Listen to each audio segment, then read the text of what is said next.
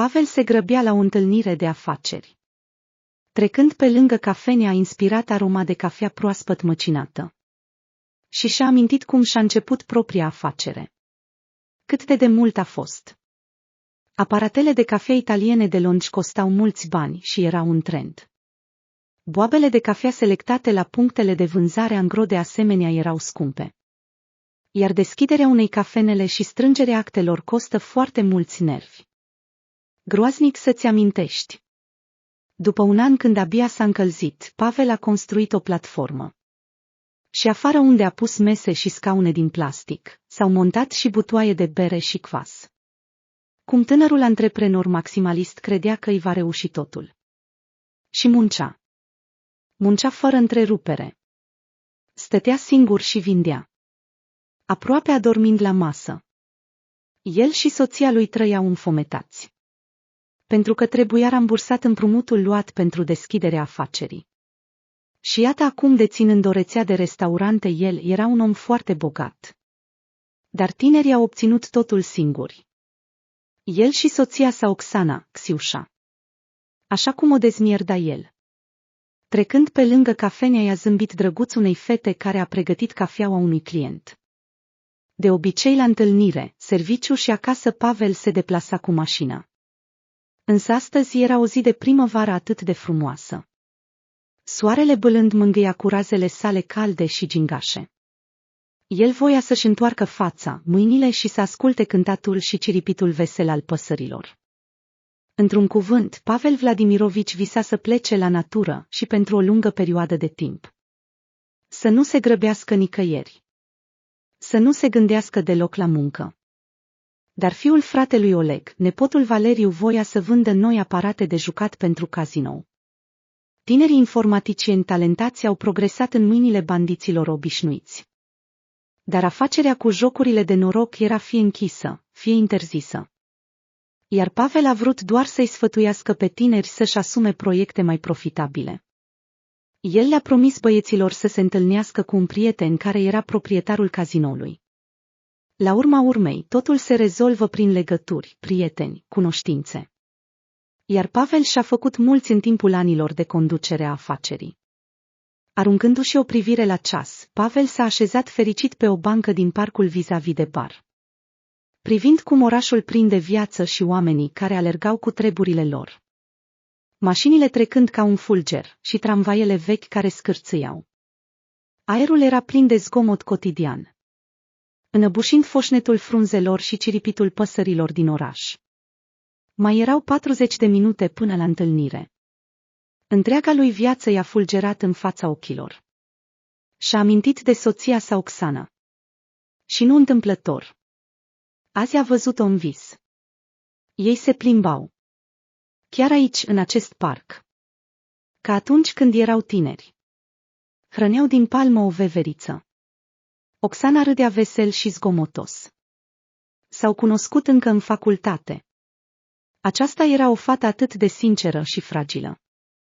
Încât el nu a putut să facă față dorinței de a o proteja de toate problemele. Să o protejeze cu spatele său. Ci nu doar să o iubească și să o curteze frumos. Oksana i-a răspuns cu iubire. Și ei doi au început să locuiască împreună. Viitori studenți care nu aveau niciun ban în buzunar. Dar anume ea, această fată cu ochi albaștri, a devenit motivul hotărârii și capacității de lucru uimitoare a lui Pavel. La urma urmei, când și-a început propria afacere cu un zel de invidiat, Oksana era însărcinată. Iar tânărul trebuia să se gândească la familie și să o întrețină. Tu ești cel mai bun, repeta Oksana întâlnindu-le de la muncă. Ea îl săruta pe buze stând în vârful picioarelor. Ea, după cum îi plăcea lui să glumească, era de 1,20 m cu tot cu chipiu. Cu o înălțime de 150 de centimetri. Iar el un băiat înalt și puternic. O ridica ușor pe Oksana în brațe spunându-i: Tu ești puful meu. Și apoi s-a născut Elizaveta. Câte momente fericite a oferit acest copil. Cu lacrimi de fericire în ochi le-a luat din maternitate. Pe fetele lui iubite din toată inima. Oksana nu a rămas într-o parte când el a început și și-a pus în aplicare ideile. Ea a fost cea care a propus să vândă băuturi răcoritoare vara și nu doar cafea. Ea a fost cea care a negociat permiterea vânzării băuturilor alcoolice slabe. Iar când au închiriat a doua încăpere mică, ea a fost cea care le vindea zâmbind vizitatorilor, captivându-i prin farmecul ei. Iar oamenii erau atrași de ea ca muștele de miere. Iar acest mic bar avea mulți vizitatori fideli mulțumită Oxanei. Deși ea era nevoită să-și lase fiica cu Bona sau mama sa, bunica Elizaveta. Iar singură muncea. Ea găsea în orice bucurie și fericire. Încărca cu emoții pozitive toată familia. Chiar dacă uneori obosea mult. Iar Pavel era sever și exigent. Elizaveta creștea.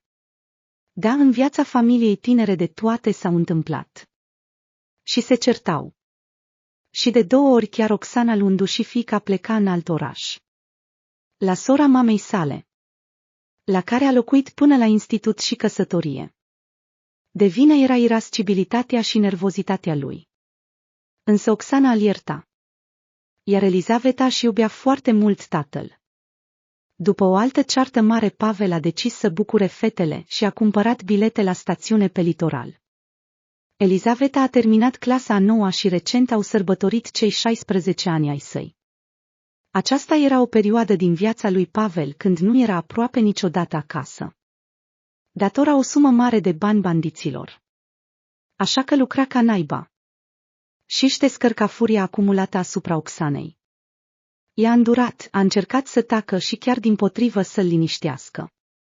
Ea nu a spus că l-a avertizat. L-a rugat să nu se lege până nu se extinde. Le ajungeau și 2 localuri. La urma urmei, în urmă cu doar câțiva ani, au rambursat împrumutul pentru barurile existente și echipamentele lor. Și nu au plătit încă întreaga sumă pentru apartament. Eu toți 13 ani mă învârtesc pe loc din cauza nehotărârii tale. Din cauza convingerilor și acestui idiot, nouă ne ajunge. Nouă abia de ne ajunge. Dar nu te lega cu cei cu trecut criminal, te rog. Dar altfel nu se poate. Tu doar înțelegi în ce țară locuim. Ei împrumută bani. Procentele sunt mai mici decât la bancă. Nu-ți fă griji. Și iată, temerile soției totuși s-au adeverit. Datoria a crescut dublu. Când nu le întorceai la timp banii, erau pe cale să vândă apartamentul. El era nevoit să muncească și noaptea. Acesta a fost primul lui bar de noapte cu karaoke și discotecă. Cu o sală mare de concerte. Unde criminalilor și le plăcea să-și sărbătorească zilele de naștere și afacerile reușite. El singur era și administrator și furnizor. Și angaja lucrători. Ca un jucător de șah experimentat, și-a dat seama cum și asupra la ce să economisească bani. Au angajat chelneri suplimentari doar pentru seriile la comandă. La urma urmei, foarte puțini oameni erau angajați. Câteva persoane în bucătărie și 3 chelneri în sală. Când în sfârșit a întors datoria, a răsuflat liber. A simțit o reală ușurare. Oxana și Elizaveta au mers la mare. Pavel nu le-a petrecut. Era din nou ocupat. Șoferul le-a dus la gară. După 3 luni petrecute în sanatoriu, soția și fiica au mers să-și viziteze mătușa Svelana, sora mai mare a soacrei. O femeie singură și de mult bătrână, care s-a îmbolnăvit în ultimii ani. Toată vara și luna septembrie Pavel nu și-a văzut fetele. Vorbeau pe Skype și la telefon. Îi era foarte dor de ele și deja le grăbea să se întoarcă acasă. Chiar și singur voia să meargă după ele. Noi singure vom veni. Îl convingea Oxana. Încă câteva zile și ne pornim. Știu, dragul meu. Și mie mi-este dor. Ne vedem în curând. Am învoit-o pe Elizaveta de la școală. Am recuperat singure temele pierdute. Nu fi idiot, ea este o fată deșteaptă. Va recupera totul. Te pup, dragule. Amintindu-și ultimele zile când fiica și soția erau vii, ochii lui Pavel s-au umplut de lacrimi. Mai departe totul a fost ca prin vis. Ele nu s-au întors. Au decedat într-un accident. Un șofer beat într-un automobil scump, la intrarea în oraș s-a ciocnit cu mașina lor. Și a ucis pe toți. Pe șofer, soția și fiica sa. Era insuportabil de dureros. La început singurătatea și durerea s-au stopat cu alcool și droguri. Nu avea pe cine să se răzbune. Acel nenorocit la fel a decedat în spital. Și abia peste un an Pavel puțin și-a venit în fire. S-a trezit într-un centru de reabilitare, unde a fost adus de mama și fratele său. Afacerea aproape că nu a avut de suferit. La urma urmei, băieți serioși erau în spatele afacerii și nu l-au lăsat pe Pavel să se ruineze de tot. Când el s-a trezit, a rămas proprietarul doar unuia dintre cluburile de noapte și a unei cafenele de vară.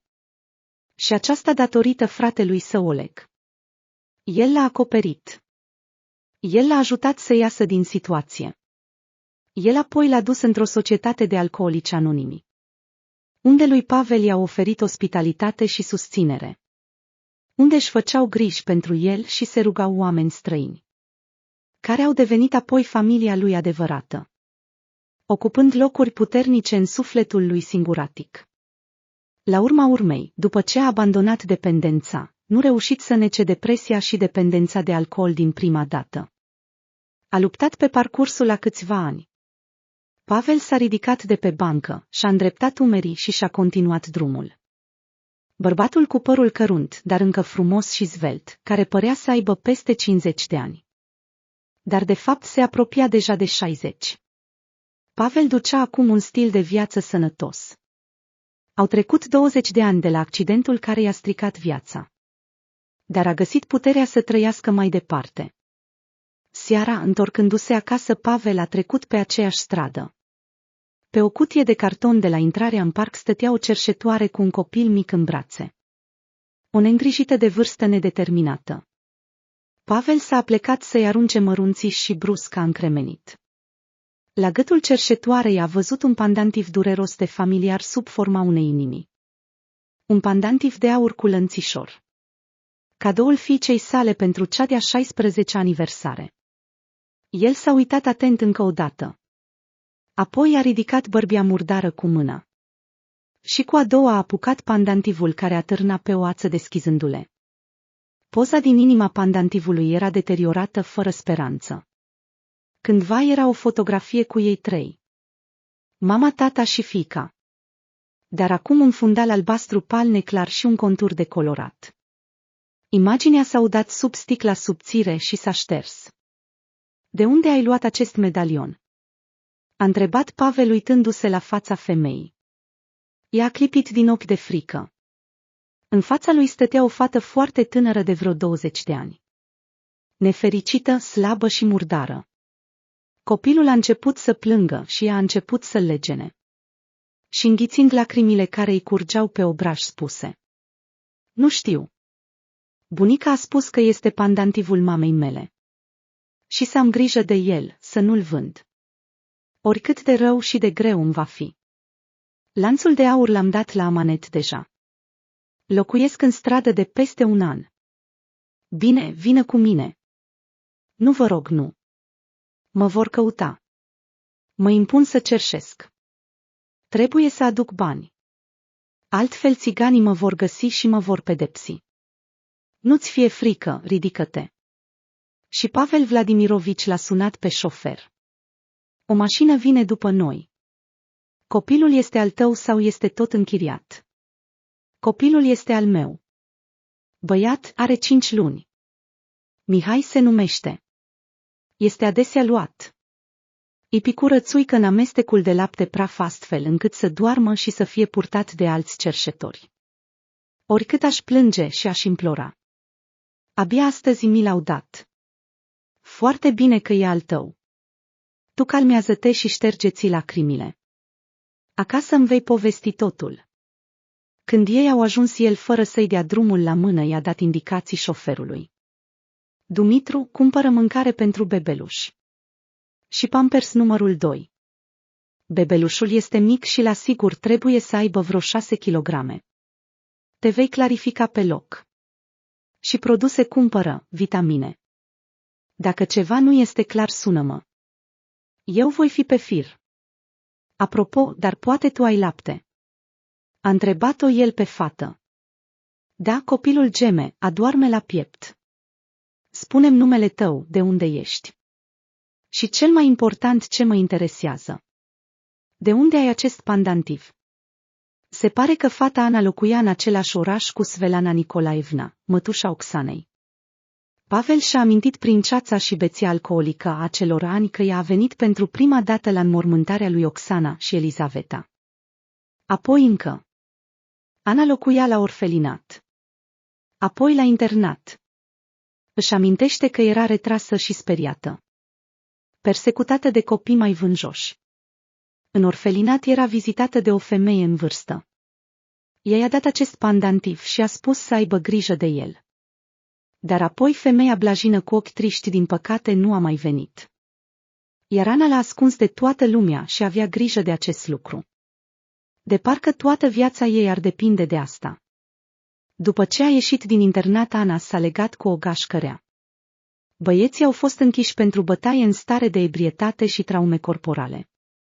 Prietena Elena a părăsit-o și a plecat la rudele sale. Iar Ana s-a trezit în stradă fără surse de existență. A fost nevoită să supraviețuiască. Odată în gară unde ea uneori nopta, au observat-o două țigănci tinere. Au servit-o cu mâncare, băutură. Cum a ajuns ea la țigani nu prea își amintește. Ei nu o jeleau. O obligau să lucreze în câmp.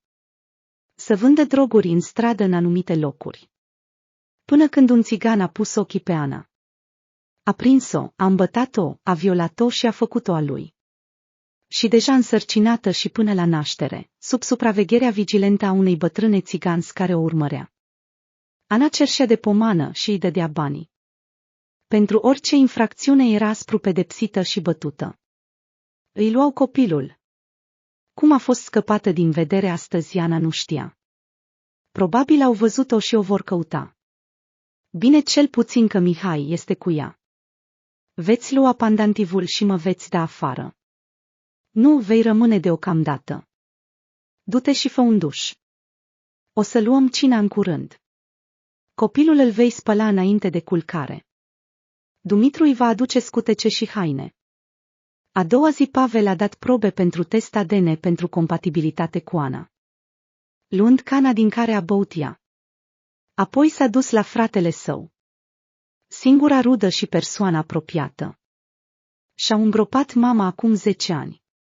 Îmi pare rău, dar nu știu nimic, Pavel. Svelana Nicolaevna a murit 3 ani mai târziu. Tu pe atunci încă serveai alcool. Îmi amintesc că ea a venit. Avea nevoie urgent să vorbească cu tine. Apoi, văzând în ce stare ești, m-a rugat să-ți spun să vii singur la ea când îți vei veni puțin în fire. Eram sigur că ai văzut-o, ai fost. Eu atunci eram ocupat peste măsură. Iar mama s-a îmbolnăvit. Și tu nu-ți reveneai. Și propria mea familie am. Soția, 2 copii. Dar tu și singur știi. Timpuri grele erau. Pe Pavel îl aștepta o adevărată surpriză. Ana s-a dovedit a fi rudă cu el. După toate, rezultatele mai degrabă nepoată. Acesta a fost un șoc uriaș pentru bărbatul singuratic. Și totul a devenit clar. La sfârșitul lui septembrie fiica lui a devenit mamă. De aceea ele mult timp nu au apărut acasă. Le era frică de el. Cunoscând temperamentul dur și șocul nervos din ultimele luni. Pavel cu greu se putea stăpâni. Au vrut să mărturisească mai târziu. Să scrie că se dezice de copil. Sau s-au înțeles că o vor lua peste o lună. Și cel mai important, cine este tatăl? Aceste mistere urmează să fie dezvăluite. Dar nu asta îl interesa pe Pavel acum. Viața este plină de evenimente uimitoare. Dar te învață și acceptarea și să primești încercarea cu demnitate. Acasă a zburat pe aripi. Ana alăpta copilul. Ea și-a ridicat spre el ochii ei mari, speriați, când Pavel a dat buzna în cameră ca un vârtej. Tu ești nepoata mea. Soția și fiica mea nu ne-au prezentat dintr-un singur motiv. Ele au murit. Iartă-mă pentru tot, fetițo. Nici nu știam că existi. A durat mult până să revin la o viață normală. Dar oare se întâmplă așa? A întrebat uimită Ana. Și dumneavoastră nu mă veți alunga. Eu voi face de toate prin casă. Eu mă pricep la multe. Ce totoțiuna și bună. Cine își va alunga sângele său? Tu ești fetița mea. Noi trebuie să-i mulțumim lui Dumnezeu că ne-am întâlnit. Eu am acceptat toate încercările vieții. Și Dumnezeu mi-a dăruit înțelepciune ca să cred în puterea Lui.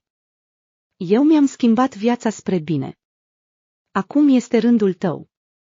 Iar pe la țigani voi face o vizită și voi lua actele tale. Numai să nu-ți mai fie frică de nimic. Sunteți sub o protecție de încredere. Nu mai tremura ca frunza.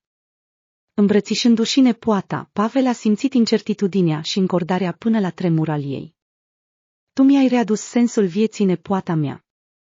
Și l-a luat în brațe pe băiatul negruț, care dormea sub vocea liniștită și bâlândă a străbunicului său. În curând și în sufletul tinerii lui mame va fi la fel de liniștite.